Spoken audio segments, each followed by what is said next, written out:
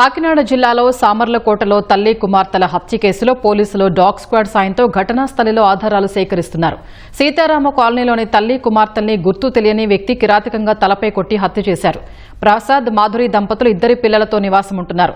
శనివారం రాత్రి ప్రసాద్ డ్యూటీకి వెళ్లి ఉదయం తిరిగి ఇంటికి వచ్చేసరికి ఇంట్లో భార్య మాధురి, కుమార్తెలు కుమారి, జెస్సీ విగత జీవులే పడి ఉండటం చూసి నిర్ఘాంతపోయారు. వెంటనే పోలీసులకు ఫిర్యాదు చేశారు. పోలీసులు ఘటనా స్థలికి వెళ్లి తల్లి బిడ్డల మృతదేహాల్ని పెద్దాపురం ప్రభుత్వాసుపత్రికి తరలించారు. ప్రసాద్ను పెద్దాపురం డీఎస్పీ శ్రీహరిరాజు స్టేషన్కు తీసుకువెళ్లి విచారణ చేస్తున్నారు. ఘటనా స్థలాన్ని పరిశీలించిన ఎస్పీ బిందుమాధవ్ అన్ని కోణాల్లో విచారణ చేస్తున్నామన్నారు. ఇచ్చారని వాళ్ళ భర్త చెప్తున్నారండి. ఇప్పుడు ఇంకా ఇన్వెస్టిగేషన్ ఇప్పుడే స్టార్ట్ అయింది. ఎవిడెన్స్ గ్యాదర్ చేస్తున్నాము. వాళ్ళ ఫ్యామిలీ మెంబర్స్ అయితే ఎవరి మీద అనుమానం లేదని చెప్తున్నారు. ఎవిడెన్స్ గ్యాదర్ చేసి ఇన్వెస్టిగేట్ చేసి will detect who did it అనేది. మూడు డైరెక్షన్స్లో పడున్నాయండి. బ్లంట్ ఇంజరీస్ ఉన్నాయి. ఏదన్నా బ్లంట్ ఆబ్జెక్ట్తో కొట్టినట్టు ఇంజరీస్ ఉన్నాయండి. ఏదన్నా క్లూస్ వచ్చినా కానీ డిటెక్ట్ అయితే వీ విల్ నోటిఫై.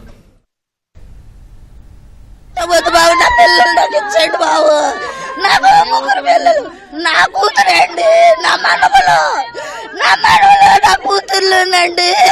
మీరు ఏం చేస్తారు? నా పిల్లల్ని వదలదురా, వద్దండి.